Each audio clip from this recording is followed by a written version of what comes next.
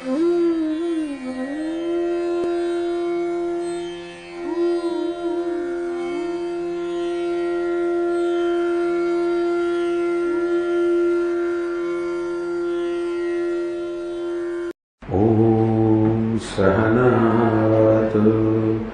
सहनौ भुनक्तु सह वीर्यं करवावहै तेजस्विनावधीतमस्तु मा विद्विषावहै। ॐ शान्ति शान्ति शान्तिः। ॐ पूर्णमदः पूर्णमिदं पूर्णात् पूर्णमुदच्यते पूर्णस्य पूर्णमादाय पूर्णमेवावशिष्यते। ॐ शान्ति शान्ति शान्तिः। श्रुतिस्मृतिपुराणानाम् आलयं करुणालयं नमामि भगवत्पादं शङ्करं लोकशङ्करं शङ्करं शङ्कराचार्यं केशवं बादरायणं सूत्रभाष्यकृतौ वन्दे भगवन्तौ पुनः पुनः। ईश्वरो गुरुरात्मेति मूर्तिभेदविभागिने व्योमवद्व्याप्तदेहाय दक्षिणामूर्तये नमः। अखण्डानन्दसम्बोधः वन्दनाद्यस्य जायते गोविन्दं तमहं वन्दे चिदानन्दतनुं गुरुम् अखण्डं सच्चिदानन्दम् अवाङ्मनसगोचरम् आत्मानमखिलाधारम् आश्रयेऽभीष्टसिद्धये। यदा लम्बोदरं हन्ते सतां प्रत्यूहसम्भवम् तदा लम्बे दयालम्बम् लम्बोदरपदाम्बुजम्।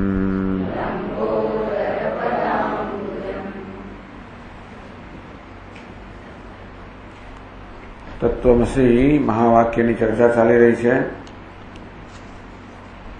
લક્ષણા હ્યપગંતવ્યા તતો વાક્યાર્થ સિદ્ધે. આ તત્વમસી મહાવાક્યને સમજવા માટે એનો જે વાચ્યાર્થ છે એ તો પરસ્પર વિરુદ્ધ છે. તદ અને ત્વમ શબ્દો પણ પરસ્પર વિરુદ્ધ છે અને વાચ્યાર્થ પણ વિરુદ્ધ છે. તેથી વિરુદ્ધાંશ પરિત્યાગાત અને વિરુદ્ધ અંશ છે એનો પરિત્યાગ કરવા માટે અવિરુદ્ધાંશ ગ્રહણાત અવિરુદ્ધ અંશ છે એને ગ્રહણ કરવા માટે લક્ષણા હ્યપગંતવ્યા તતો વાક્યાદ સિદ્ધે. આ મહાવાક્યના અર્થને સમજવા માટે અથવા એ અર્થ જે કહેવા માંગે છે તત અને ત્વમ જીવ અને બ્રહ્મા બંને ઐક્ય જે વાસ્તવમાં મહાવાક્ય આપણી સામે આપણને જણાવવા માંગે છે એ માટે લક્ષણાની આવશ્યકતા છે. વાચ્યાર્થ અનુપત્યાએવ. જ્યારે વાચ્યાર્થ અનુપત્ત હોય એ તર્કસંગત ના હોય ત્યારે લક્ષણા અભ્યુપગમ્યતે. ત્યારે લક્ષણાનો આશ્રય લેવામાં આવે છે. સંબંધ અનુપત્યા છે. જ્યારે વાક્ય વચ્ચેનો સંબંધ પણ અનુપત્ત હોય તર્કસંગત ના હોય ત્યારે પણ લક્ષણાનો આશ્રય લેવામાં આવે. એ બંને એવું જ છે. તત અને તો જો કોઈ સંબંધ નથી, વિશેષણ વિશેષ્ય સંબંધ નથી કે સંસર્ગનો પણ સંબંધ નથી, અને તેથી સંબંધ પણ આમાં લાગુ નથી પડતો, અને વાચ્યાર્થ તત અને ત્વમ બંને પરસ્પર વિરુદ્ધ છે. વાચ્યાર્થ બે કારણથી અહીંયા આગળ લક્ષણાની આવશ્યકતા છે. તો 3 પ્રકારની લક્ષણાની વાત કરી. એક તો છે ગંગાયામ ઘોષ પ્રતિવસતી. આ ગંગા નદી પર એક ઘોષ છે, રબાયનો નેસડો છે, તો એનો પણ વાચ્યાર્થ સિદ્ધ થતો નથી. કારણ ગંગા એટલે પ્રવાહ, એના પર તો રબાયનો એનો કઈ તો વસવાટ ના હોઈ શકે. માટે આ ગંગા પદનો ત્યાગ કરીને ત્યાં આગળ તીર પદ ત્યાં આગળ લાવવું, જહત એટલે ત્યાગ કરવો, અને ગંગાના પ્રવાહને સંબંધિત જે કાંઠો જે તીર છે એને ત્યાં આગળ મૂકવું. તો આને જહલ લક્ષણા કહેવામાં આવે. પરંતુ તત્વમસી મહાવાક્યમાં આ જહલ લક્ષણા જે છે એ ઉપયોગી નથી. કારણ કે જો તત કે ત્વમ એકે પદને સંપૂર્ણ ત્યાગી દેવામાં આવે તો પછી અવિરુદ્ધ અંશપણો ત્યાગ થઈ જાય. આમાં તકલીફ શું છે કે તત અને ત્વમ બંનેમાં વિરુદ્ધ અંશ પણ છે, અવિરુદ્ધ અંશ પણ છે. એક સર્વજ્ઞ છે, સર્વશક્તિમાન છે, અલ્પજ્ઞ છે, અલ્પશક્તિમાન છે, આ વિરુદ્ધ અંશ છે. અને બંને ચૈતન્ય છે, આ વિરુદ્ધ અંશ છે. તો જો સંપૂર્ણ ત્યાગ કરી દેવામાં આવે તો અવિરુદ્ધ અંશનો પર ત્યાગ થાય. તો પછી મહાવાક્ય જે કહેવા માંગે છે કે તત અને ત્વમ એક જ છે, ઐક્ય સિદ્ધ ના થાય. જેવી રીતે નાળિયેરનું ફળ જે છે એમાં કેટલોક ભાગ ફેંકી દેવાનો છે, કેટલોક ભાગ રાખવાનો છે, એવું છે. ભાગ ત્યાગ. નાળિયેરના ફળને સંપૂર્ણ ફેંકી દેવાનું નથી. ઉપરથી એકદમ કઠણ છે, ખરબચડું છે માટે ફેંકી દેવું એવું નહીં. એનો એક ભાગ ફેંકી દેવાનો, 2 ભાગનો તો જહલ લક્ષણો તો આખું ફેંકી દેવાનું, તો પછી કશું મળે જ નહીં આપણને. પણ જહલ લક્ષણા આગળ ઉપયોગી નથી. તો પછી અજહલ લક્ષણા અત્ર શ્રોણો ધાવતી ઇતિ વાક્યવત ન પ્રવર્તતે. અજહલ લક્ષણા, અજહલ એટલે ત્યાગ ન કરવો. જે પદ છે એનો ત્યાગ કર્યા વગર એને સંબંધિત બીજું પદ લાવવું, એને અજહલ લક્ષણા કહેવામાં આવે. શ્રોણો ધાવતી, લાલ દોડે છે. લાલ તો રંગ છે, એ પોતાના આશ્રય વગર દોડી ન શકે. રંગ એટલે ગુણ છે, એ ગુણ હંમેશા કોઈ દ્રવ્યનો આશ્રય જોઈએ. તેવી રીતે લાલ દોડે છે એ તર્કસંગત નથી. લાલ તો ગુણ છે, ગુણ તો પોતાના આશ્રય વગર કઈ ક્રિયા ન કરી શકે. માટે એનો આશ્રય જે ઘોડો છે એ ઘોડાની અંદર ઉમેરવામાં આવે છે. એટલે લાલને રાખવામાં આવે છે અને ઘોડાને ઉમેરવામાં આવે છે. તો વાક્ય શું થાય? લાલ ઘોડો દોડે છે. તો એવો તર્ક સંગત છે. એમાં શું છે? જો તત અને ત્વમને પૂર્ણ રીતે રાખવામાં આવે તો વિરુદ્ધ અંશ પણ રહી જાય. જલ લક્ષણમાં શું થાય? અવિરુદ્ધ અંશ પણ જતો રહે, એ પણ આપણે ઈચ્છનીય નથી. અજલ લક્ષણામાં વિરુદ્ધ અંશ રહી જાય, એ પણ ઈચ્છનીય નથી. માટે નાળિયેરના ફળની જેમ ભાગનો ત્યાગ કરવાનો છે. સરસ દ્રષ્ટાંત આપ્યું. નાળિયેરનું ફળ અને એક ભાગ રાખવાનો, એક ભાગનો ત્યાગ કરવાનો. એકત્વ રૂપ વાક્યાર્થ હૈ વિરુદ્ધાંશ અવિવર્જનાત.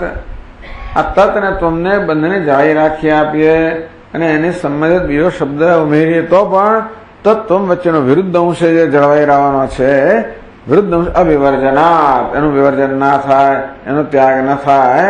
ન સિદ્ધ્યતિ તસ્માત અજહલ લક્ષણા. અંતેથી અજહલ લક્ષણા પણ અહીંયા આ મહાવાક્યમાં સિદ્ધ થતી નથી.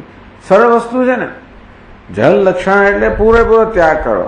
પૂરેપૂરો ત્યાગ કરીએ તો અવિરુદ્ધ અંશનો ત્યાગ થઈ જાય. અને જહલ લક્ષણ એટલે પૂરેપૂરું રાખવું તો પછી વિરુદ્ધ અંશ પણ રહી જાય. પણ આપણે શું ઈચ્છીએ છીએ? વિરુદ્ધ અંશનો ત્યાગ થાય, અવિરુદ્ધ અંશ છે એ જળવાઈ રહે. એના માટે કઈ છે? ભાગ ત્યાગ લક્ષણા. કે જહદ જહલ લક્ષણા. એટલે 162 પાના પર 748 શ્લોકમાં કહ્યું, તત્પદમ ત્વમ પદમ ચાપી સ્વકીયાર્થ વિરોધિનમ અંશમ સમ્યક પરિત્યજ્ય સ્વવિરુદ્ધાંશ સંયુતમ. તદર્થમ વા ત્વમર્થમ વા સમ્યક લક્ષ્યત સ્વયં ભાગલક્ષણયા સાધ્યમ કિમસ્થિતિ ન શંક્યતામ.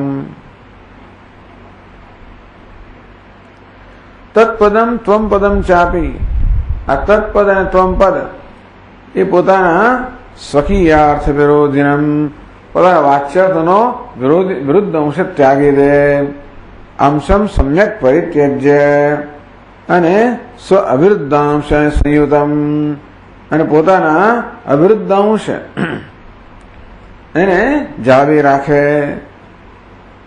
આ પ્રકારે ભાગત્યાગ લક્ષણ જે છે એ એનો અહીંયા આગળ ઉપયોગ છે. તદર્થમ વા ત્વમર્થમ વા સમ્યક લક્ષ્યત સ્વયં. આ રીતે ભાગત્યાગ લક્ષણાથી તદર્થ અને ત્વમર્થ બંનેની લક્ષણા થાય તો કે ચૈતન્ય ભાગ લક્ષણા સાધ્યમ. આ પ્રકારે ભાગત્યાગ લક્ષણાથી મહાવાક્યનો એ અખંડાર્થ બોધક જે એનું પ્રયોજન છે એ સિદ્ધ થાય. કિમ અસ્થિતિ ને તો સાધ્યમ કિમ અસ્થિતિ. તો ભાગત્યાગ લક્ષણાથી શું ફાયદો થાય છે એ પ્રશ્ન ના કરવો. અવિરુદ્ધમ પદાર્થાંતરાંશમ સ્વાંશમ તત્કથમ એકમ પદમ લક્ષણયા સંલક્ષયિતુમર્હતિ. કે જે બંને પદની લક્ષણા શું કામ કરો છો? એક જ પદની લક્ષણા કરો તો તત્પદની લક્ષણા કરો કે ત્વમ પદની લક્ષણા કરો. તો ભાગનો ત્યાગ કરો. તત્પદમાંથી એક ભાગનો ત્યાગ કરો, સર્વજ્ઞ સર્વશક્તિમાન ચૈતન્ય રાખો, અને ત્વમ પદ એમને એમ રાખો તો ભાઈ વિરુદ્ધ અંશ પણ રહી જાય. અથવા ત્વમ પદના પણ વિરુદ્ધ અંશનો ત્યાગ કરો અને તત્પદને એમને એમ રાખો તો પણ વિરુદ્ધ અંશ રહી જાય. માટે બંને પદની લક્ષણ આવશ્યક છે. તસ્માત તત્પદિત્યત્ર લક્ષણા ભાગ લક્ષણા. માટે આ બંને પદમાં ભાગ રાખીને એક ભાગનો રાખીને બીજા ભાગનો ત્યાગ કરવામાં આવે. વાક્યાત સત્વાખંડૈક રસતા સિદ્ધયે મતા. વાક્યાત સત્વ અખંડ એક રસતા. આ વાક્ય આપણે શું કહેવા માંગે છે કે સત્વ સતપણું અખંડ એક રસતા. આ તત અને ત્વમમાં અખંડ એક રસતા. બંને તત પણ સત છે, ત્વમ પણ સત છે. તત અને ત્વમમાં કોઈ પ્રકારનો ખંડ કે ભેદ નથી, એક રસ છે.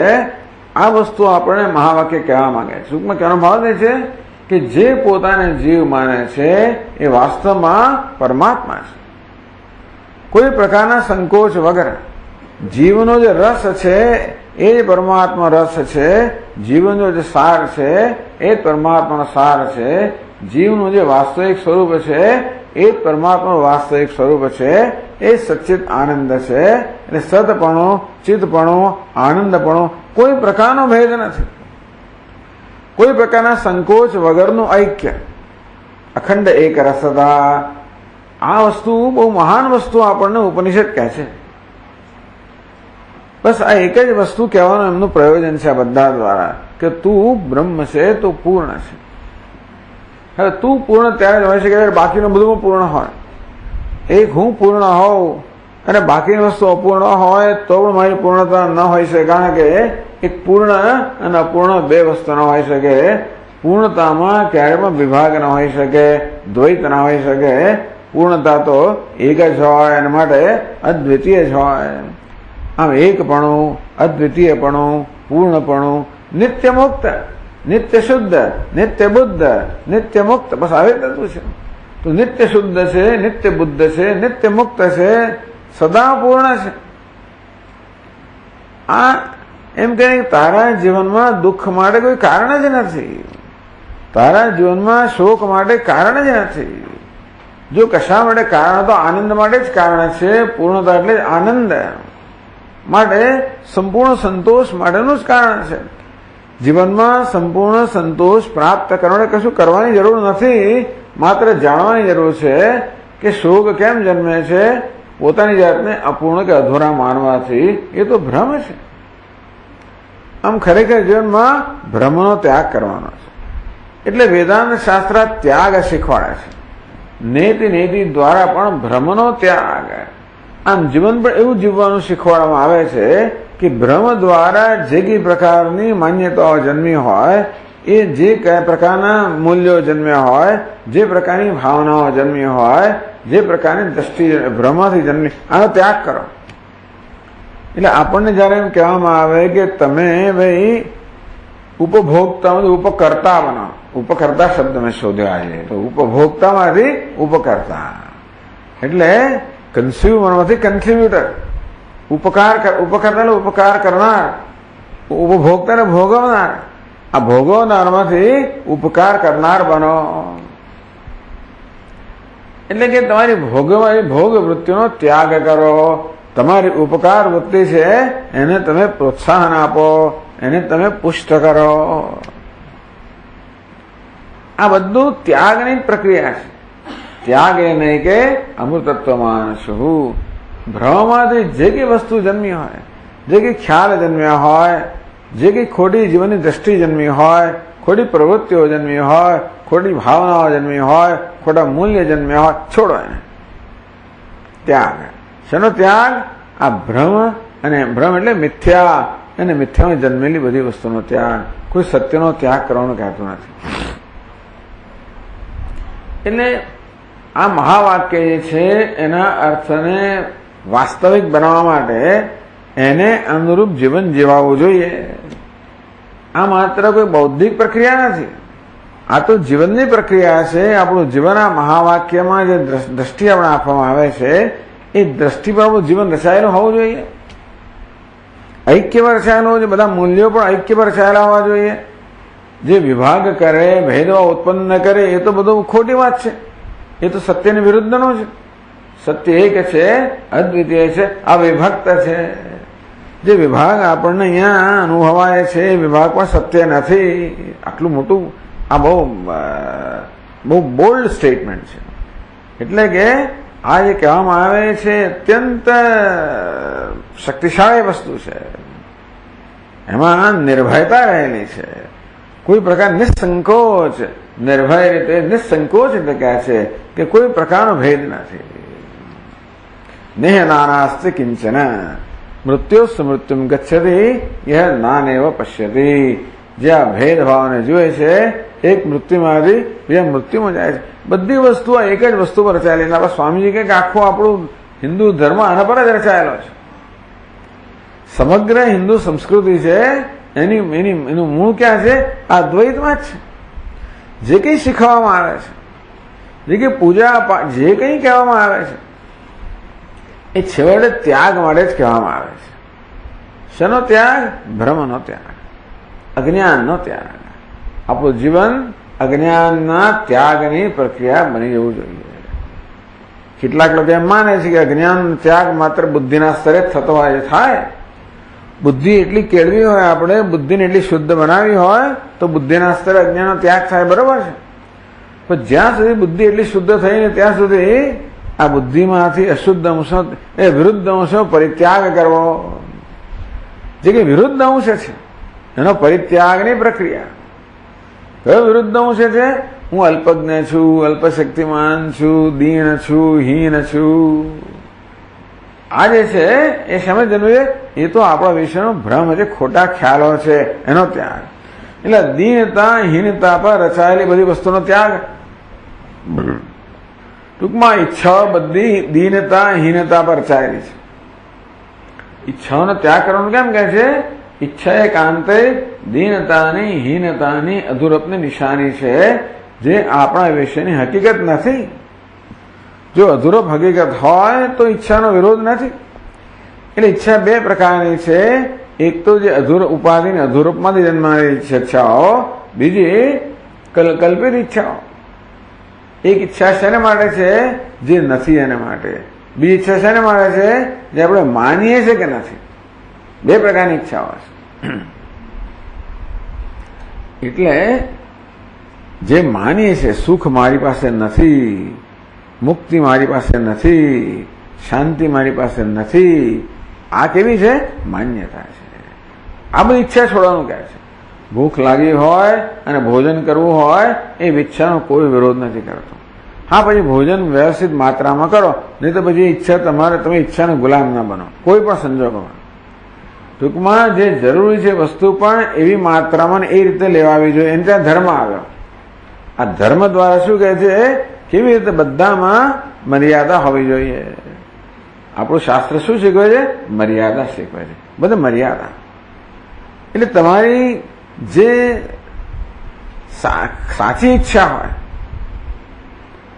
તમારામાં જે ખરેખર જેને તમે સમર્થન આપી શકો એવી ઈચ્છા હોય, એ પણ મર્યાદાની અંદર પૂરી કરવી જોઈએ. કારણ કે ભૂખની સાચી ઈચ્છા છે, એ ઈચ્છાને પણ મર્યાદાની બહાર તમે લઈ જશો તો પછી તમે એના ગુલામ બનશો.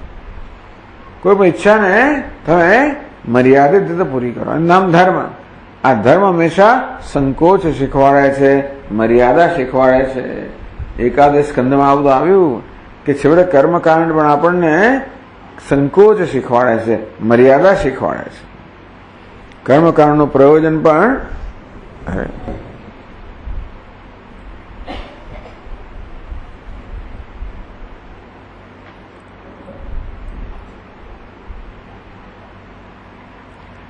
પણ હંમેશા કર્મમાં જોતરલા રાખવાનું નથી.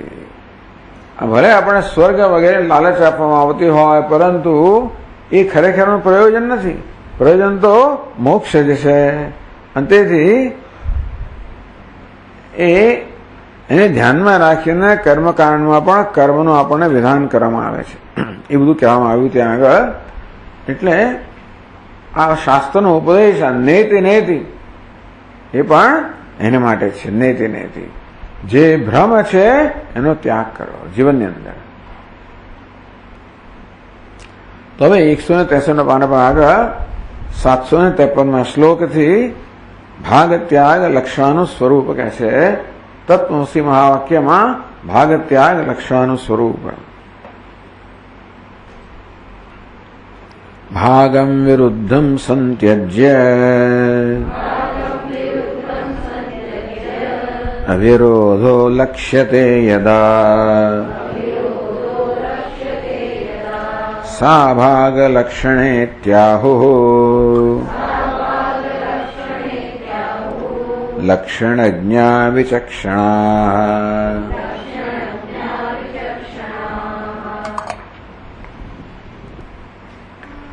વિરુદ્ધમ ભાગમ સંત્યજ્ય. જે વિરુદ્ધ ભાગ છે એનો સંત્યજ્ય સારી રીતે ત્યાગ કરીને અવિરોધો યદા લક્ષ્યતે. આમ જોવા જઈએ તત અને ત્વમ કેવા છે?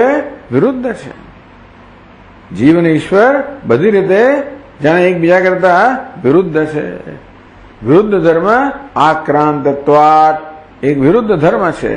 એક સર્વજ્ઞ સર્વશક્તિમાન સર્વવ્યાપી છે અને બીજો અલ્પજ્ઞ અલ્પશક્તિમાન અલ્પવ્યાપી પરસ્પર વિરુદ્ધ ધર્મ ધરાવનારા છે. તો એવી રીતે આપણને ઉપદેશ કરવામાં આવે કે જેથી આપણા વિરુદ્ધ અંશનો ત્યાગ કરીએ. એ મગજ આપણું બહુ સ્પષ્ટ હોય તો થઈ જાય, મગજ ઠેકાણે તો થઈ જાય, અંતર્ગત શુદ્ધ હોય તો થઈ જાય કે બરોબર છે છોડો. પણ પાછું પકડી લેવામાં આવે છે, છૂટતું નથી. જે વસ્તુ આપણા માટે બોજ રૂપ છે એને આપણે લાભરૂપ માનીને પકડી રાખીએ છીએ, અને જે લાભરૂપ છે એનો લાભ ન સમજાવવાને કારણે એને આપણે છોડી દઈએ છીએ. એટલે જેને છોડવાનું છે આપણે પકડી રાખીએ છીએ, એને પકડવાનું છે એને પકડતા નથી. આવી તકલીફ છે જીવનમાં. એટલે વિરુદ્ધમ ભાગમ સંત્યજ્ય. જે તને ઈશ્વરથી જુદો પાડે છે, જે તને જગતથી જુદું પાડે છે, જે તને કશી વસ્તુ જુદું પાડે છે. હું તમે જુદા ક્યારે હોઈએ? તમારા અને મારામાં કશો વિરોધ હોય ત્યારે તો જુદા પડી ને. આનું વ્યક્તિત્વ એક પ્રકારનું છે, મારું વ્યક્તિત્વ બીજા પ્રકારનું છે, અને આ વ્યક્તિત્વમાં સુમેળ નથી. આ પ્રેમ કઈ વસ્તુ છે? બંનેને જોડનારી વસ્તુ છે. એટલા માટે ભક્તિ શીખવામાં આવે છે. પ્રેમ શીખવાનું કારણ એ છે કે એ જોડનારી વસ્તુ છે. આમ બહારનો વિરોધ હોવા છતાં પણ પ્રેમ આ બેને જોડે છે. એટલે એક જણ પ્રેમ અને મુખ્ય સાધન ગણે છે, બીજા કે ભાઈ સમજને મુખ્ય સાધન ગણો. ચાલો, જ્ઞાન માર્ગ, ભક્તિ માર્ગ. પણ આપણે તો બધું જ જોઈએ ભાઈ. આપણે કોઈ માર્ગ છે, આપણે બધા માર્ગ જોઈએ. તેથી પણ મેં કહું ને, એટલે આ બંને સમજ પણ એ વસ્તુ કરે. અને તેથી જે પ્રકારની સમજ, જે પ્રકારનું કર્મ, જે પ્રકારના મૂલ્યો, કશી વસ્તુમાં રહેલા વિરોધનો ત્યાગ કરવાનો કે ત્યાગ જેનાથી થાય એ વસ્તુ યોગ્ય છે. મારે તમારી વચ્ચે વિરોધ તો ભેદભાવ ક્યારે હોય? કશીક વસ્તુ મળતી ના હોય, કશીક વસ્તુનો વિરોધ હોય ત્યારે ભેદભાવ હોય. ઘણી વસ્તુઓ આપણામાં સરખી હોય તો કેટલીક વસ્તુનો ભેદભાવ હોય. માન્યતાઓ જુદી હોય, મૂલ્યો જુદા હોય, ગમાણ ગમા જુદા હોય.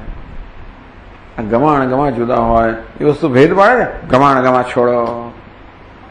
હવે શું છોડવાનું કહેવામાં છે? જે વસ્તુ આપણે અને બીજા કશાની વચ્ચે ભેદભાવ જન્માવે, અંતર જન્માવે, એમ કરીને આપણને ઐક્યના લાભથી વંચિત રાખે. આપણું જીવન ઐક્ય પર ચાલો, લાભ જ લાભ છે, બીજું કંઈ છે જ નહીં. જ્યાં ભેદભાવ છે ત્યાં દુઃખ છે, જ્યાં ભેદભાવ નથી ત્યાં કોઈ પ્રકારનું દુઃખ નથી.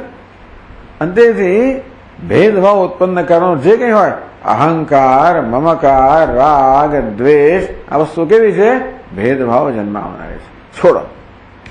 શેને માટે છોડો? ભાઈ તારા પોતાના લાભ માટે છોડો. એ તારા માટે બોજ રૂપ છે, બંધન રૂપ છે, દુઃખનું કારણ છે. આપણે શું છોડવાનું કહેવામાં આવે છે? માત્ર જે વસ્તુ દુઃખનું કારણ હોય એ જ છોડવાનું કહેવામાં આવે છે. જે સુખનું સાધન હોય એને કોઈ છોડવાનું કહેતો નથી. હા, એવું બને કે જે દુઃખનું સાધન છે એને આપણે સુખનું સાધન માનતા હોઈએ. આપણે રાગદ્વેષ શું છે?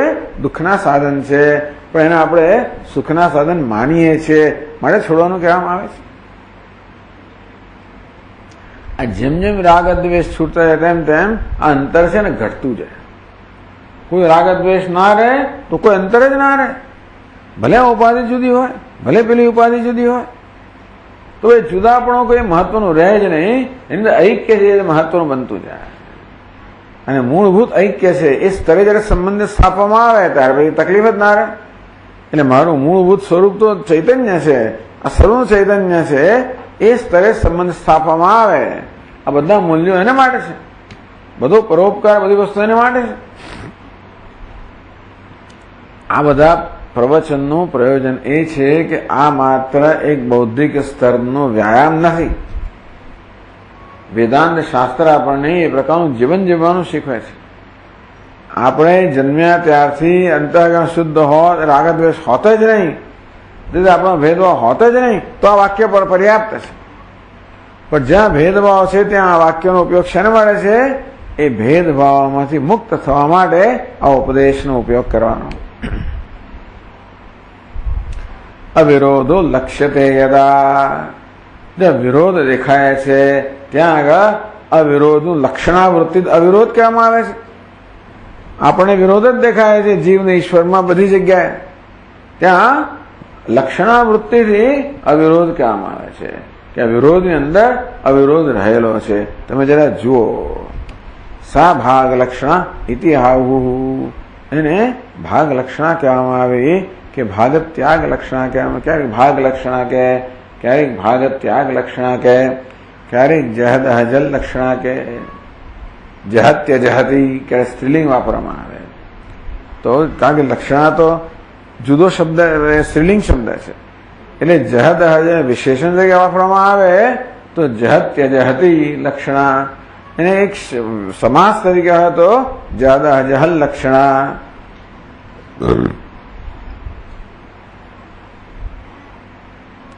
લક્ષણજ્ઞા વિચક્ષણા, લક્ષણ વેદતા પંડિતો એને ભાગ ત્યાગ લક્ષણા કહે છે.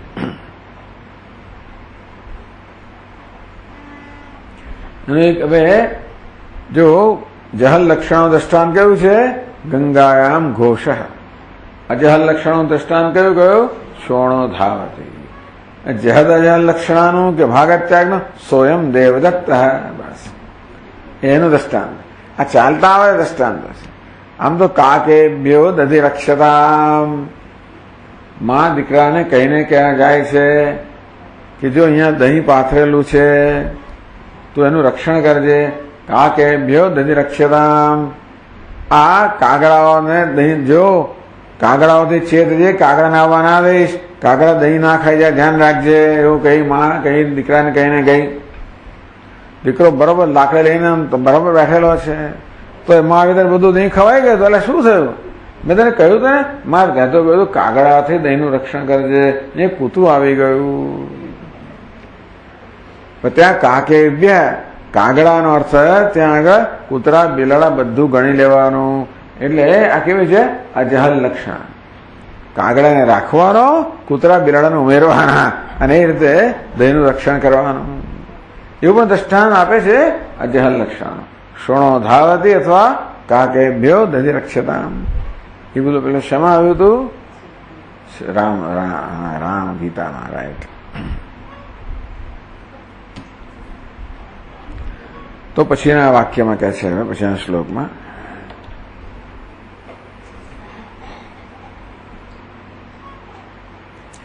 સોયમ દેવદત્તૈતે વાક્યમ વાક્યાર્થ એવ વા દેવદત્તૈક્ય રૂપસ્વ વાક્યાર્થાનવબોધકમ દેશકાલાદિવૈશિષ્ટ્યમ વિરુદ્ધાંશમ નિરસ્ય ચ અવિરુદ્ધમ દેવદત્ત દેહ અવિરુદ્ધમ દેવદત્ત દેહમાત્રમ સ્વલક્ષણમ ભાગલક્ષણયા સમ્યગ લક્ષયત્યનયા યથા તથા તત્વમસીત્યત્ર વાક્યમ વાક્યાર્થ એવ વા.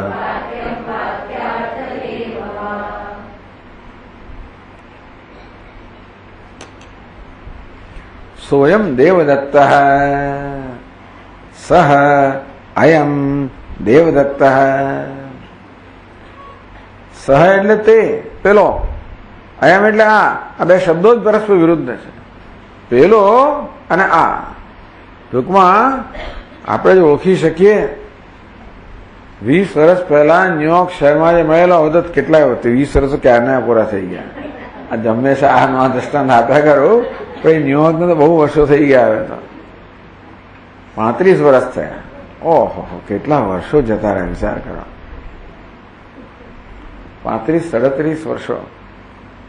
અને એની પહેલા 40 વર્ષ પહેલા મળેલો. કોણ? કૃષ્ણમૂર્તિ. 40 વર્ષ પહેલા મળેલો. ત્યારે કેવો હતો?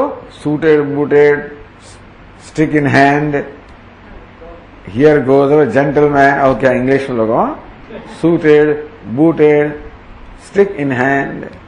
સૂટ પહેર્યો હોય, બૂટ પહેર્યા છે, હાથમાં એક લાકડી છે, જેન્ટલમેન એવો હતો. ઓફિસમાં જાય, કામ કરે, એન્જિનિયર હતો ને. હવે કેવો છે? હવે તો દાઢી ને મૂછ ને જટા ને બધું છે તો ખબર ના પડે. તદ્દન જુદો. સહજ પેલો દેવદત્ત શેમાં હતો? સૂટમાં બૂટમાં હતો. સરસ પટિયા પાડતો હતો. આ કેવો છે માણસ?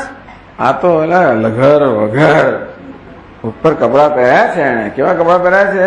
ભગવા વસ્ત્રો પહેરેલા છે, દાઢી વધારેલી છે, જટા છે. સ્વામીનો શિષ્ય તો ઉપર પેલું બાંધેલું હોય, લગાવેલું હોય.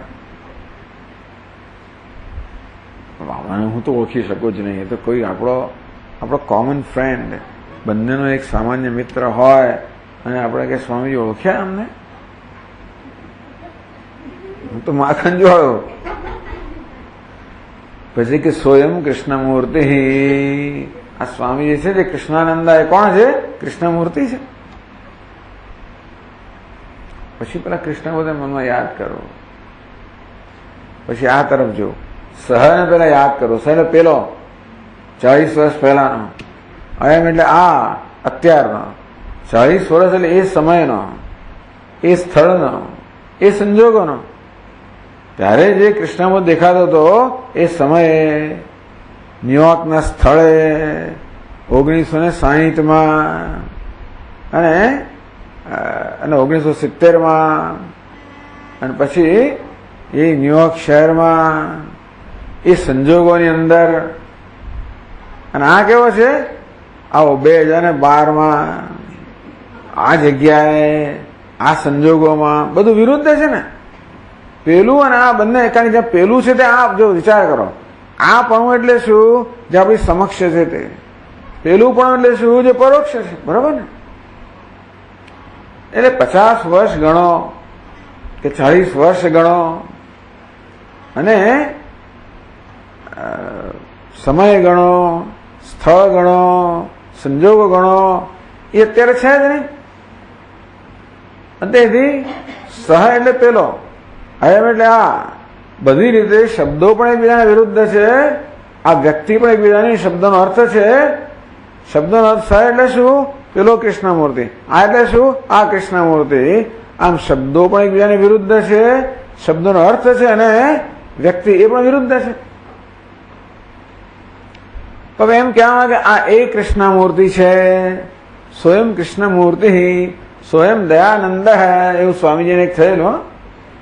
સ્વામીજી કંઈક મસૂરી જઈ રહ્યા છે, દિલ્હીથી.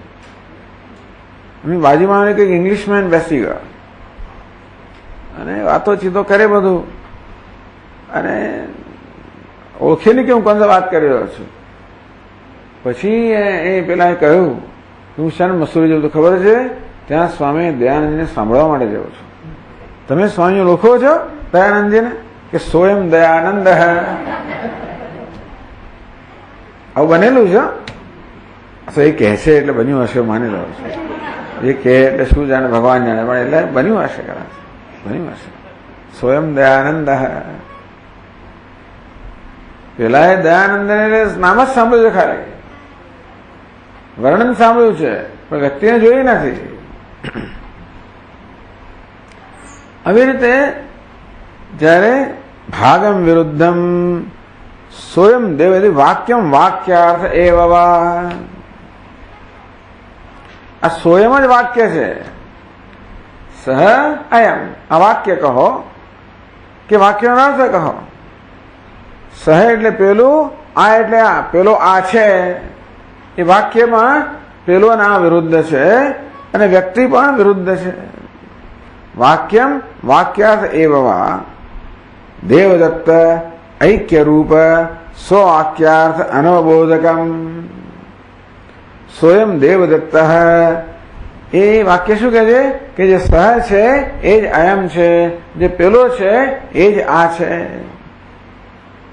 જે પેલો દેવદત્ત છે એ જ આ દેવદત્ત છે, એવું કહેનારનું એ વસ્તુ પહોંચાડવાનું પ્રયોજન છે. જે વ્યક્તિ આપણને કહે કે સ્વયં દેવદત્ત, એનું આ વાક્ય કહેવાનું પ્રયોજન શું છે? કે જે પેલો હતો તે જ આ છે. પરંતુ પહેલી નજરે જોઈએ તો એટલે આગળ કહે છે દેશ કાલાદિ વૈશિષ્ટ્યમ. દેશ એ સ્થળે, એ સમયે, એ સંજોગોમાં, અત્યારે ગંગા કિનારે એટલે ઋષિકેશની અંદર, અત્યારે આ સંજોગોમાં. વિરુદ્ધાંશમ, આ વિરુદ્ધ અંશ જે શું કરે છે આપણને? દેવદત્ત ऐक्य रूप સ્વવાક્ય અર્થ અનવબોધકમ. એ વિરુદ્ધ અંશ છે, એ વાક્યનો અર્થ જે છે ને એ અર્થને આપણને જાણવા દેતો નથી. એ તો હતું હશે, ક્યાં પહેલો ક્યાં. પહેલી નજરે શું થાય? આપણા વાક્યને ફગાવી દઈએ. એને જે વિરુદ્ધ અંશ છે ને એ વાક્યનો બોધ કરતા નથી, અર્થનો બોધ નથી કરતા. વાક્યનો શું અર્થ છે? ઐક્યનો અર્થ છે. પેલો દેવદત્ત અથવા પેલો કૃષ્ણમૂર્તિ અને આ કૃષ્ણાનંદા આ બંને એક છે એવું કહેવાનું વાક્યનું પ્રયોજન છે, તાત્પર્ય છે. એ તાત્પર્ય સિદ્ધ થતું નથી, એ પ્રકારનો બોધ મનમાં જન્મતો નથી, કારણ કે આ તે એના બંને પરસ્પર વિરુદ્ધ છે. એટલે વિરુદ્ધ અંશ છે એ આપણને વાક્યનો બોધ પ્રગટ થવા દેતા નથી. આપણા મનમાં આ વાક્ય દ્વારા જે અર્થ પ્રગટ થવો જોઈએ એ પ્રગટ થતો નથી, કારણ કે આ બંનેમાં જે વિરુદ્ધ અંશ છે એ આપણને વાક્યનો અર્થ સ્ફુરવા દેતા નથી. બાકી તરત વાક્ય કે અર્થ સ્ફુરે ને, આ દેવદત્ત છે એમ કે તરત ખબર પડે કે આ દેવદત્ત છે. પેલો કૃષ્ણમૂર્તિ હતો એમ કેતો પણ યાદ આવે કે આ પેલો કૃષ્ણમૂર્તિ હતો. આ પેલો છે કે પેલો આ છે, એ જયારે પેલાનો વિચાર કરું ત્યારે ક્યાં અને આ જોઉં ત્યારે ક્યાં તદ્દન વિરુદ્ધ હોવાને કારણે એ વાક્યનું જે તાત્પર્ય છે બંનેનું ઐક્ય પ્રગટ કરવાનું એ તાત્પર્યનો બોધ મનમાં થતો નથી. આ વિરુદ્ધ અંશ છે એ પેલા બોધને થવા દેતું નથી. એ શું કરવાનું? નિરસ્ય છે. આપણને આ અખંડાર્થ બોધક જે વાક્ય છે સ્વયં દેવદત્ત એ અખંડાર્થનો બોધ ન થવા દેનાર જે વિરુદ્ધ અંશ છે નિરસ્ય છે, એનો ત્યાગ કરીને. બે દેવદત્ત છે, બે કૃષ્ણમૂર્તિ છે. એક પેલો કૃષ્ણમૂર્તિ એ મગજમાં આવે, પછી આ કૃષ્ણમૂર્તિ, પેલો આ. આમ પહેલી નજરે તો મેં એને ઓળખ્યો જ ના હોત. એ તો મને ઉપદેશ કરવામાં આવ્યો કે આ એ કૃષ્ણમૂર્તિ છે. ત્યારે હવે એ ઉપદેશ જે એને મને કહ્યું એ વિશ્વસનીય માણસ છે. આ ગમે તે કહેતા આપણે માનીએ નહીં. કહેનાર કોણ છે? આપ્ત છે, જાણકાર છે, વિશ્વસનીય છે. મને ખાલી પટાવવા માટે, છેતરવા માટે, મશ્કરી કરવા માટે નથી કહેવામાં આવતું, પરંતુ મારી જાણ માટે કહેવામાં આવે છે, મારા હિત માટે કહેવામાં આવે છે, જેથી હું આ વ્યક્તિને બરોબર એની સાથે વ્યવહાર કરી શકું. એ તો બરોબર કેમ છો કેમ નહીં કે છૂટા પડે, પેલું હોય તો જુદી વાત છે. હો હા કેમ છે, પછી શું થયું? પેલો હતો આપણા ગ્રુપમાં, એનું પછી જે ચાલે 4 કલાક વાતો ચાલે. પેલો હતો ને પેલી હતી ને ક્યાં ગયો ને પછી આખો ઇતિહાસ બધો કે આપણને કે પેલો આમ ગયો ને પેલો આમ થયો ને પેલો પરણી ગયો ને પેલો આમ નોકરી કરે ને પેલો આવું થયું ને પેલો મરી ગયો ને પેલો જીવે જે થયું હોય, જે 40 વર્ષ શું થઈ ગયું હોય બધું કે આપણને. એટલે પછી ઘણી વાતો થાય. એટલે આ પ્રકારનો લાભ મને મળે એ માટે મને આ વાક્ય કહેવામાં આવ્યું છે. અમારે પેલો જે ભેદભાવ છે ને જતો રહે. અવિરુદ્ધમ દેવદત્ત દેહમાત્રમ સ્વલક્ષણમ. આ સ્વ અને અયમ પેલો અને આ બંનેમાં જે અવિરુદ્ધ અંશ છે કયો? દેવદત્ત દેહ. આ વ્યક્તિ જે છે ને એ વ્યક્તિ અવિરુદ્ધ છે. આ વ્યક્તિનો વેશ છે બધું તમે કાઢી નાખો, ઉંમરે બદલાઈ ગઈ ને એટલે એના ચહેરા પરની બધી રેખાઓ બદલાઈ ગઈ હોય, અમુક મુખ્ય વસ્તુ ના બદલાઈ હોય. ચહેરો આપણે ઓળખી પાડીએ ખરા, છતાં પણ હવે આપણો ફોટા જોઈએ ને 30 વર્ષ પહેલાના આપણે ઓળખતા હોય છે કે હો આ તું આવો દેખાય જો, પણ ઓળખી પાડીએ. પણ ચહેરો તો બદલાઈ જ ગયો ને 30 વર્ષમાં, ઘણું થઈ ગયો એ બધું. વાળ પણ ધોળા થઈ ગયા હોય, કરચલીઓ પડી ગઈ હોય, જાડો પાડો થઈ ગયો હોય કે સુકાઈ કંઈક થઈ ગઈ હોય, એ બધું હોવા છતાં પણ ઓળખી પાડીએ છીએ. એની આંખો છે, એનું નાક છે, એનું આ છે, અમુક જાતના પેલા જે ખાસ ચહેરાની જે લક્ષણો છે એ બધા આપણે ઓળખી પાડીએ. આપણે શું કર્યું? મનમાં શું થાય છે? વિરુદ્ધ અંશનો ત્યાગ થઈ ગયો.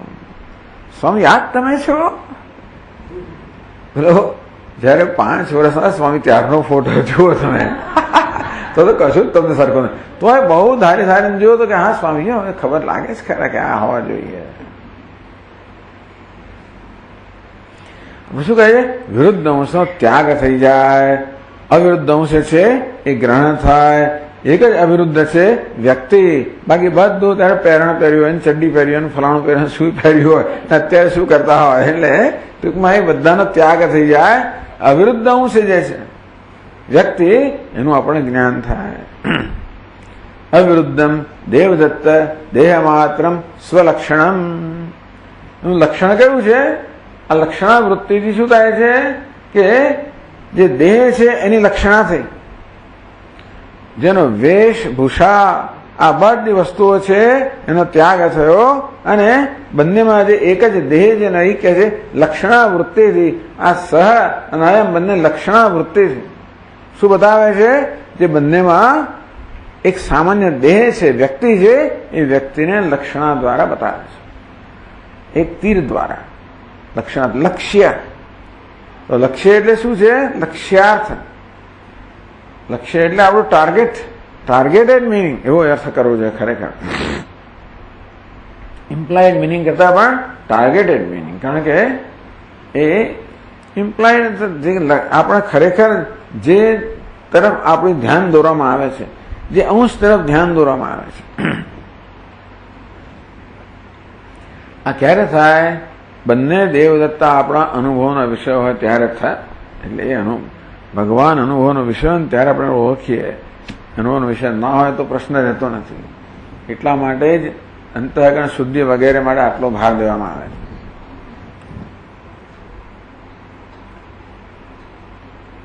એટલે વિરુદ્ધાંશમ નિરસ્ય, અવિરુદ્ધ અંશ જે આપણને આ ઐક્ય બોધક વાક્યનો બોધ નહોતો કરવા દેતો એનો ત્યાગ કરીને અવિરુદ્ધ અંશ જે વ્યક્તિ છે એ વ્યક્તિને ભાગ લક્ષણયા સમ્યક લક્ષ્યતે, આ ભાગ ત્યાગ લક્ષણથી આ વાક્ય એ વ્યક્તિને લક્ષ્ય કરે છે, લક્ષણા દ્વારા એ વ્યક્તિનો નિર્દેશ કરે છે, બતાવે છે કે જો આ વ્યક્તિ છે એક જ છે. એટલે આટલા બધા વિરોધોની અંદર કશું એક હોઈ શકે આપણી કલ્પનામાં પણ ના આવે, પણ છે. પણ એક ટીપું જ નાનકડું છે એ, અને ક્યાં મોટો સમુદ્ર, પણ એમાં ઐક્ય છે જળની દ્રષ્ટિએ. એના માટે બહુ બધી વસ્તુઓ, આ ટીપાએ શું કરવો પડે? બહુ ત્યાગ કરવો પડે. શેનો? ટીપાપણાનો ત્યાગ કરવો પડે, અહંકારનો ત્યાગ કરવો પડે, સંકોચનો ત્યાગ કરવો પડે, દીનતાનો ત્યાગ કરવો પડે, હીનતાનો ત્યાગ કરવો પડે. મુક્ત બની જવું છે. મુક્તિ એટલે અહંકારનો, મમકારનો, દીનતાનો, હીનતાનો, ગ્રંથિઓનો, રાગદ્વેષનો ત્યાગ. એના મુક્તિ. એ ટીપું મુક્ત બની જાય ત્યારે એને ખબર પડે કે હું તો સમુદ્રમાં અને મારામાં કોઈ તફાવત નથી સ્વરૂપની દ્રષ્ટિ.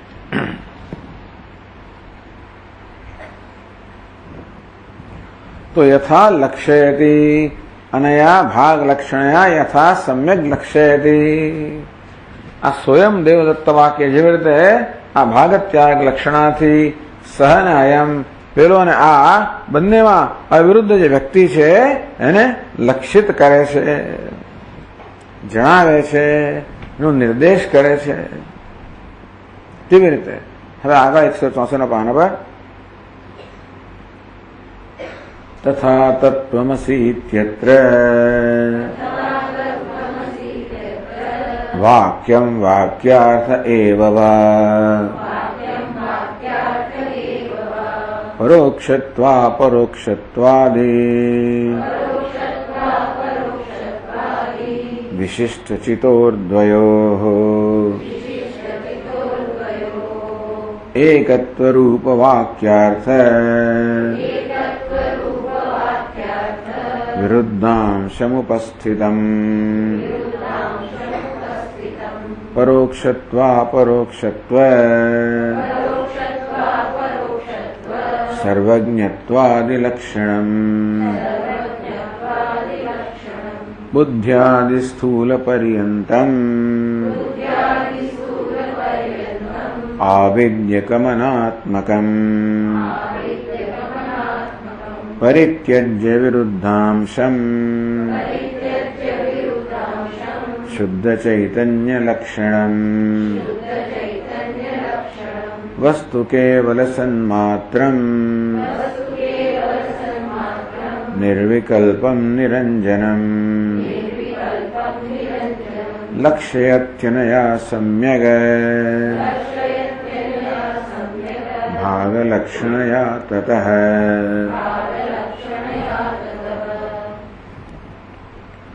તથા તત્વમસી અત્ર વાક્યમ વાક્યાર્થ એવ વા. જેમ સ્વયં દેવદત્તમાં વાક્ય અને વાક્યાર્થ બંને એકબીજાથી વિરુદ્ધ છે.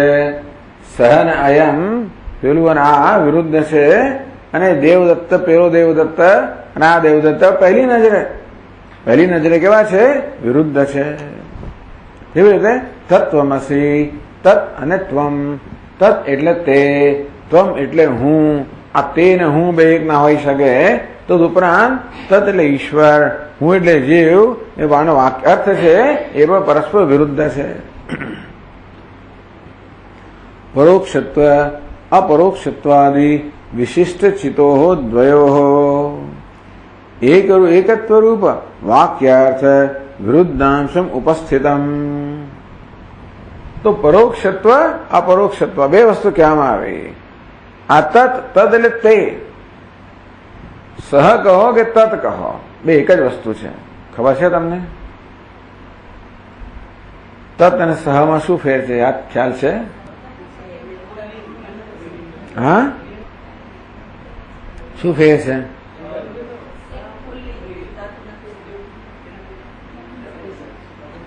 આ સહ શાનું રૂપ છે?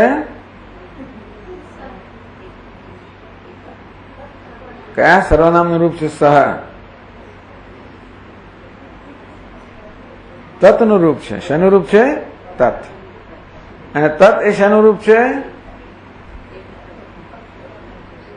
એ પણ તત્વનું જ રૂપ છે. તો કેમ બે રૂપ થયા આવા? એક પુલ્લિંગ છે, બીજું કેવું છે? નપુંસકલિંગ છે. આટલો ફેર છે. બ્રહ્મ કેવું છે? તત કેવું છે? નપુંસકલિંગ. માટે કેવું છે? તત. આ ત્વમ એ કોના માટે કહેવામાં આવે છે? જીવ માટે. પુલ્લિંગ છે. પણ ત્વમની કોઈ એમાં પણ કોઈ જાતિ હોતી નથી. તો ત્વમ ગમે તેને કહી શકાય. એમાં પુલ્લિંગ, સ્ત્રીલિંગ, બધી વસ્તુ આવી જાય. એટલે તત એટલે શું? જે સહ છે ને પુલ્લિંગમાં એ જ તત છે નપુંસકલિંગમાં. એટલે પેલું ક્યાં? દૂર, આપણી નજરની બહાર, ઇન્દ્રિયો જ્ઞાનની બહાર આપણે પરોક્ષ કહીએ. પર અને અક્ષ એટલે ઇન્દ્રિયો. પર અને અક્ષ એટલે ઇન્દ્રિયોથી પર એટલે દૂર. હવે એક સંધિનો નિયમને કારણે પરનું પરો થઈ જાય છે. એ તો જ્યાં અઘરી વસ્તુઓ છે. પણ એટલે જયારે સમાસ થાય ને પર અને અક્ષરનો, ત્યારે પરોક્ષ થઈ જાય. પણ ખરેખર શું છે? પર અક્ષર એટલે અક્ષર એટલે ઇન્દ્રિયોથી પર, ઇન્દ્રિયોની બહાર, ઇન્દ્રિયોની મર્યાદાની બહાર એટલે પરોક્ષ. અને ત્વમ શું છે? તું એટલે અપરોક્ષ. હું કયો છું? અપરોક્ષ. એટલે એ પરોક્ષતા નથી જેનામાં, એવો અપરોક્ષ હું છું. છે તો એ પણ ચૈતન્ય, તત પણ ચૈતન્ય છે, ત્વમ પણ ચૈતન્ય છે. પણ તત કેવું છે? પરોક્ષ ચૈતન્ય છે. ત્વમ કેવું છે? અપરોક્ષ ચૈતન્ય છે. આ વિરુદ્ધ અંશ થયો ને. આ વિરુદ્ધ અંશને કારણે તત્વમસી જે મહાવાક્ય છે એનો અર્થ અખંડાર્થ બોધ છે. એ અર્થ થવા દેતું નથી. આપણા મનમાં એના અર્થનો બોધ જન્મતો નથી કે તે અને હું બંને પરસ્પર વિરુદ્ધ છે. એટલે પરોક્ષત્વ અપરોક્ષત્વ સર્વજ્ઞત્વાદી. તત કેવું છે? સર્વજ્ઞ છે. હું કેવો છું? અલ્પજ્ઞ છું. આદિ સર્વશક્તિમાન, સર્વવ્યાપી, અલ્પશક્તિમાન, અલ્પવ્યાપી, આ બધું કેવું છે? લક્ષણમ. તો વિરુદ્ધાંશમ ઉપસ્થિતમ એટલે દ્વયોઃ ચિતોઃ, ચિતોઃ પાછું દ્વયોઃ. આ તો બહુ બધી પૂછીએ તો તકલીફ થઈ જાય. કઈ વિભક્તિ છે? દ્વયોઃ. ષષ્ઠી. વાહ, વેરી ગુડ. ચિતોઃ કઈ વિભક્તિ છે? કેમ એ જ છે? દ્વયોઃ વિશેષણ છે. વિશેષણ વિશેષણની એક જ વિભક્તિ હોય. આ તો બહુ અઘરું પડી ગયું ભાઈ. પરોક્ષત્વ અપરોક્ષત્વાદિ વિશિષ્ટ ચિતોઃ. એક ચિત્તિ કેવી છે? પરોક્ષ વિશિષ્ટ એટલે પરોક્ષપણું ધરાવે છે. કોણ? તત. બીજી ચિત્તિ કેવી છે? અપરોક્ષપણું ધરાવે. કોણ? ત્વમ. એને એક રૂપ વાક્યાદ વિરુદ્ધાંશ ઉપસ્થિતમ. તેથી આ વિરુદ્ધ અંશ છે આપણને ઐક્યનું જ્ઞાન થવા દેતું નથી, ઐક્યનો બોધ ના થવા દે. તેથી પરોક્ષત્વ અપરોક્ષત્વ સર્વજ્ઞત્વાદિલક્ષણમ બુદ્ધ્યાદિ સ્થૂલ પર્યંતમ આવેદ્યકમ અનાત્મકમ વિરુદ્ધાંશમ પરિત્યજ્ય. તો વિરુદ્ધાંશ છે એનો ત્યાગ કરવાનો. કયો વિરુદ્ધાંશ છે? પરોક્ષત્વ વિરુદ્ધ છે, અપરોક્ષત્વથી મળે છોડો. સર્વજ્ઞત્વ અલ્પજ્ઞત્વથી વિરુદ્ધ છે, એનો અર્થ કે અલ્પજ્ઞ હું છું એ વસ્તુ છોડવાની. છોડવાનું છું હું અલ્પજ્ઞ છું એ ગ્રંથિને છોડવાની. હું કારણ કે અલ્પ છું, પરિચ્છિન્ન છું, એ ગ્રંથિને છોડવાની. સાથે સાથે ઈશ્વર અપરિચ્છિન્ન એ પણ સાથે જ છોડવાનો. એ પરોક્ષ છે, હું અપરોક્ષ છું, એની પરોક્ષતા છોડવાની, મારી અલ્પતા છોડવાની. જે વિરુદ્ધ અંશ છે એ ક્યારે શેને કારણે જન્મે? બુદ્ધ્યાદિ સ્થૂલ પર્યંતમ આવિદ્યકમ અનાત્મકમ. બુદ્ધિથી મળીને સ્થૂળ શરીર જે છે, જે અનાત્મા છે, અવિદ્યાની ઉપજ છે, એમાં અહમભાવને કારણે આ પ્રકારના વિરોધ જન્મે છે. ખરેખર ચૈતન્ય વિરોધ નથી. એ ચૈતન્ય જયારે આ સ્થૂળ ઉપાધિ છે, બુદ્ધિથી મળીને સ્થૂળ શરીરની આ જે ઉપાધિ છે, એમાં અહમભાવને કારણે એનામાં આવી રીતે અલ્પતાની લાગણી જન્મે છે. એ અલ્પતા છોડવી હોય તો આમાં અહમભાવ છોડવો પડે. એ કેવું છે? અનાત્મા છે એવું જાણવું પડે. અંતે રીતે ઈશ્વરમાં સર્વજ્ઞતા, સર્વશક્તિમત્તા એ બધી શું છે? એ પણ અનાત્મા છે, ઈશ્વરની ઉપાધિ છે, એ પણ છોડવું પડે. અને ત્યારે શુદ્ધ ચૈતન્ય લક્ષણમ, બંનેનું શુદ્ધ ચૈતન્ય છે એ વસ્તુ કેવલ સન્માત્રમ નિર્વિકલ્પમ નિરંજનમ લક્ષ્યતિ. આ પ્રકારે લક્ષિત કરે છે. ચલો આજે આપણે અહીંયા આગળ પૂરું કરશું અને આગલા ક્લાસમાં એની ચર્ચા આગળ કરશું. આગલો ક્લાસ ક્યારે આવે છે જોવું પડશે. ઓમ પૂર્ણમદ પૂર્ણમિદમ પૂર્ણાત પૂર્ણમુદચ્યતે પૂર્ણસ્ય પૂર્ણમાદાય પૂર્ણમેવાવશિષ્યતે. ઓમ શાંતિ શાંતિ શાંતિ. શંકરં શંકરાચાર્યં કેશવં બાદરાયણં સૂત્રભાષ્યકૃતૌ વંદે ભગવन्तौ પુનઃ પુનઃ. ઈશ્વરો ગુરુરાત્મેતિ મૂર્તિભેદવિભાગિને વ્યોમવદ્વ્યાપ્તદેહાય દક્ષિણામૂર્તયે નમઃ. ઓમ શાંતિ શાંતિ શાંતિ. હરિ ઓમ. શ્રી ગુરુભ્યો નમઃ. હરિ ઓમ.